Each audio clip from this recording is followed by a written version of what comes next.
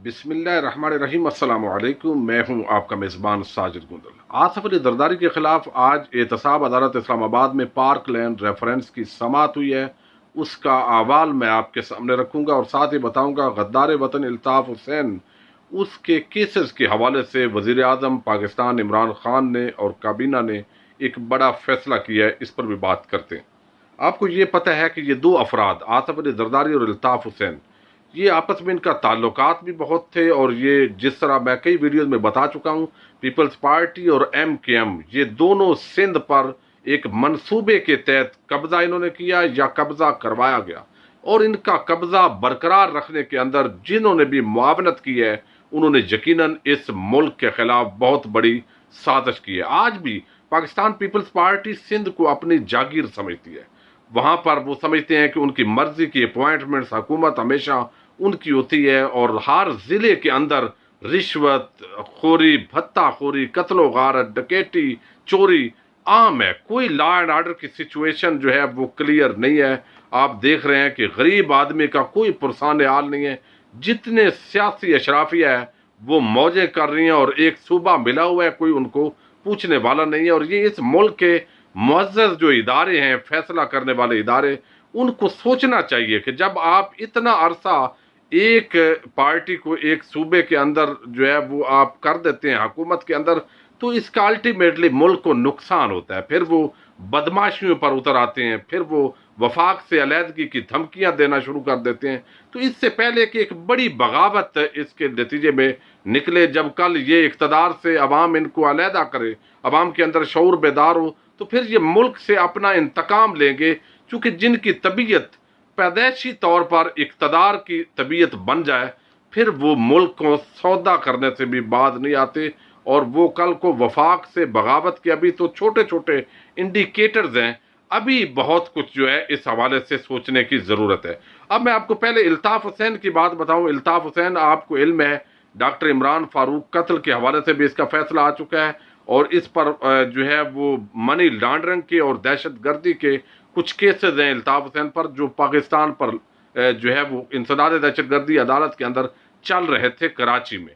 लेकिन अब कुछ इन्वेस्टिगेशन के जो इदारे हैं उन्होंने, बल्कि इंटेलिजेंस इतलात ये आई हैं कि ये जो अल्ताफ हुसैन है उसकी लंदन ब्रांच जो है MKM की, वो यहाँ पर एक्टिव है कराची के अंदर। अभी भी उनके दहशत गर्द जो है वो दंदनाते फिर रहे हैं कई जगह पर। सिक्योरिटी फोर्सेस ने अगरचे उनको तकरीबन ख़त्म कर दिया, लेकिन फिर भी टोटल जड़ें ख़त्म करने के अंदर टाइम लगता है। तो कोई ना कोई यहाँ पर लोग हैं जो तहकीकाती अफसरों और गवाहों पर असरअंदाज हो सकते हैं। इस वजह से अल्ताफ हुसैन के मनी लॉन्ड्रिंग यानी मनी लॉन्ड्रिंग के केसेस और जो भत्ताखोरी के केसेस हैं, दहशत गर्दी के केसेस हैं, इनको कराची से इस्लामाबाद की इंसदाद दहशत गर्दी में शिफ्ट किया जाए। अब इसका प्रोसीजर अडॉप्ट किया जा रहा है। हाई कोर्ट के अंदर जो है एक तो जो है उसको अख्तियार है, एंटी जो टेररिज्म एक्ट है 1997 का, उसके तहत सेक्शन 27(1) और 27(1)A के तहत वफाकी हुकूमत को अख्तियार है। वफाकी हुकूमत एक सर्कुलेशन के जरिए वफाकी कैबिनेट से अप्रूवल ले रही है। प्राइम मिनिस्टर इमरान खान ने कह दिया है और अब वफाकी काबीना जो है उसकी अप्रूवल के बाद वजारत कानून के जरिए सिंध हाई कोर्ट से राब्ता किया जाएगा और अल्ताफ हुसैन के जितने भी दहशत गर्दी के मुकदमात हैं, मनी लॉन्ड्रिंग के केसेस हैं, उनको इस्लामाबाद में शिफ्ट करने का असूली फैसला किया है प्राइम मिनिस्टर ने। और इस हवाले से मैं आपको सुहेल अहमद भट्टी साहब ने 92 न्यूज़ के बड़े अच्छे ब्यूरो चीफ है इस्लामाबाद के, उन्होंने ये रिपोर्ट दी है और कंफर्म रिपोर्ट दी है। अब हम आते हैं पार्क लैंड रेफरेंस पर। आसिफ ज़रदारी का ये केस है। आज इस्लामाबाद के अंदर जो अदालत है, इंसदाद एहतसाब अदालत, वहाँ पर फर्द जुर्म आयद होनी थी, जिसके अंदर आपको पता है चार्ज फ्रेम होता है। बताया जाता है कि आप पर ये इल्ज़ामात हैं, आप इस हवाले से डिनाई करते हैं या एक्सेप्ट करते हैं। तो इस हवाले से आगे फिर ट्रायल शुरू हो जाता है मुकदमात का। तो ये फर्द जुर्म की आज डेट थी। बड़ी अदालत ने तैयारियां की थी, सरकार ने अमजर मजीद और जितने इन केसेस के अंदर थे वहाँ पर बाकायदा वीडियो लिंक का इंतज़ाम किया गया सरकारी खर्चे से। बिलावल हाउस के अंदर सरकारी खर्चे से सारा कुछ पहुँचाया गया, इंतज़ाम किया गया कि वहाँ से बादशाह सलामत का बयान ले लिया जाए, चूँकि उनकी सेहत ठीक नहीं है और उनको पूरा इंसाफ मुहैया किया जाए घर बैठे ही। لیکن اس کے باوجود جب سارے انتظامات مکمل ہو چکے تو فاروق ایچ نائک جو ایڈوکیٹ ہیں ان کے ذریعے آصف زرداری نے ایک نئی چال چل دی ہے. اس پر میں آپ کو بتاتا ہوں کہ عدالت کے اندر کس طرح کی کارروائی ہوئی ہے. لیکن تھوڑا آپ کو بتانا ضروری ہے، اگر آپ یعنی یہ جو پارک لین ریفرنس ہے یہ ہے کیا. یہ پارک لین اسٹیٹس پرائیویٹ لمیٹڈ ایک کمپنی تھی جس کے اندر آصف زرداری صاحب کہتے ہیں میرے 25% شیئر تھے، لیکن کہا جاتا ہے کہ ان کے 60% شیئر تھے. اس کے اندر بلاول زرداری سمیت 4 اور لوگ تھے جو اس کے کمپنی کے ڈائریکٹر تھے. بلاول جو زرداری تھا اس کی عمر بچکانا تھی، جیسے حسن اور حسین نواز کی عمریں تھی. اسی طرح وہ سونے کا چمچ منہ میں لے کر پیدا ہو گئے، اور کمپنی کے اندر اس کمپنی نے آگے بے نامی جو ہے اور فرنٹ مین کے طور پر ایک کمپنی بنائی ہوئی تھی، اور اس کا نام ہے پارتھینون کمپنی جو ہے اس نے بطور فرنٹ مین استعمال کرتے ہوئے بے نامی جائیدادیں خریدی ہیں. 4 ارب روپے کے انہوں نے قرض لیے. سمٹ بینک اور نیشنل بینک سے قرض لیا گیا 1.5 ارب کا، 4 ارب کا علیحدہ قرض لیا گیا. یہ جو 1.5 ارب کا انہوں نے قرضہ لیا ہے، بینکوں نے ان سے پوچھنا بھی گوارا نہیں کیا کہ جناب آپ نے قرض لیا ہے، کوئی واپس کرنا ہے یا نہیں کرنا. اب پارک لین کمپنی کے ذریعے اسلام آباد میں 2460 کنال اراضی کوڑیوں کے بھاؤ خریدی گئی، اور 2 ارب کی یہ زمین 62 کروڑ روپے کے اندر خریدی گئی. ناصر خان ایک شخص تھا، اس نے یہ زمین اسلام آباد میں خریدی تھی.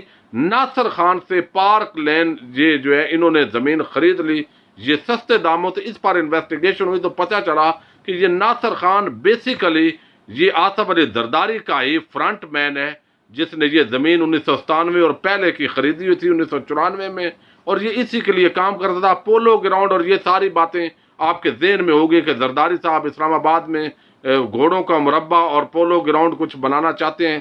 یہ وہی میٹر ہے جو پوری انویسٹیگیشن ہوئی ہے.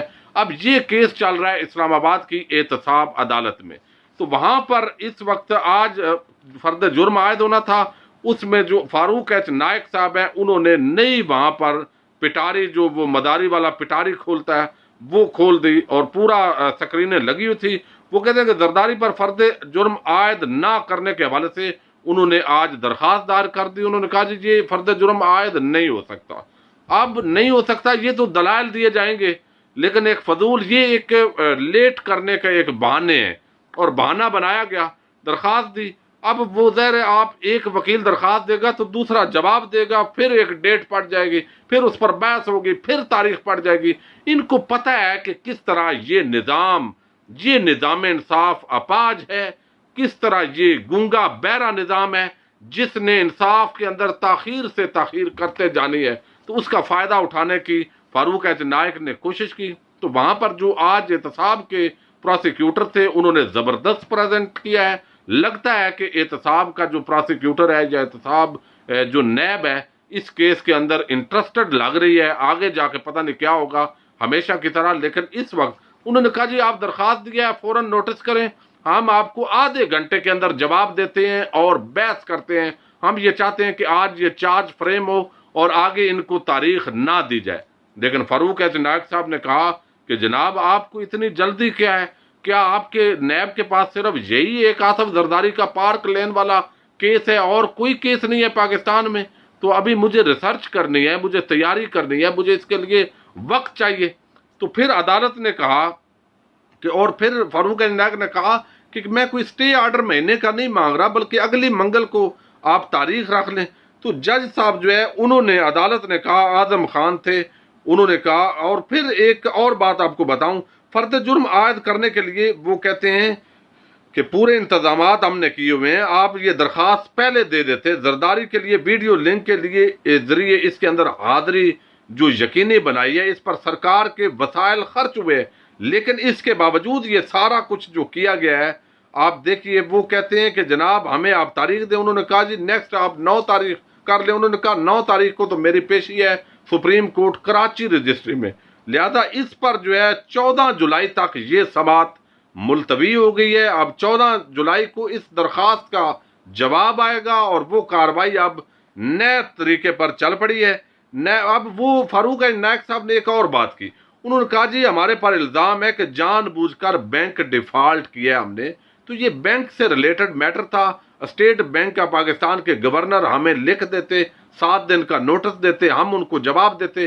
یہ وہاں کا معاملہ تھا. نیب نے خواہ مخواہ اس کو لے لیا ہے, لیکن عدالت نے قرار دیا, جو اعظم خان ہے جج, انہوں نے کہا جناب آپ کا یہ بینک ڈیفالٹ کا صرف مسئلہ نہیں ہے, آپ اس کو بڑا نارمل لے رہے ہیں, یہ آپ پر اختیارات کا ناجائز استعمال ہے, دھوکہ دہی ہے اور فراڈ کا مقدمہ ہے.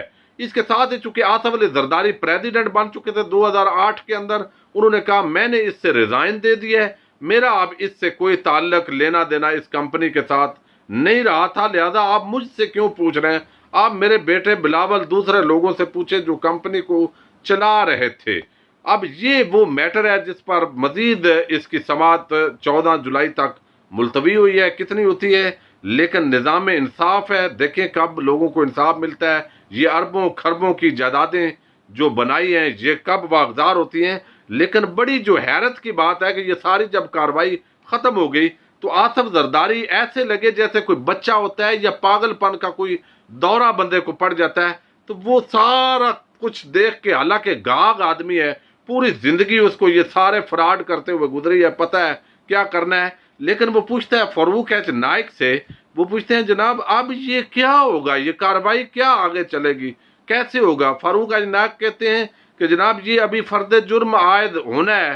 تو وہ کہتے ہیں اچھا فرد جرم عائد ہوگا تو کاروائی چلے گی نا, ٹرائل چلے گا کیس کا. فاروق ایچ نائک کہتے ہیں ہاں جی بالکل ایسے ہی ہے. تو یہ وہ پاگل پن کا ایسے وہ دورہ مداری اور مذاق تضحیک اس پورے نظام انصاف کی یہ کی جا رہی ہے, اور عوام جو ہے وہ دیکھ رہی ہے, ہم سب دیکھ رہے ہیں. بہرحال جو بھی لیٹسٹ اپڈیٹ ہوگی میں آپ کے سامنے اس کیس کے حوالے سے بھی رکھوں گا. اپنے میزبان ساجد گندل کو نیکسٹ ویڈیو تک کے لیے اجازت دیجیے. اللہ حافظ.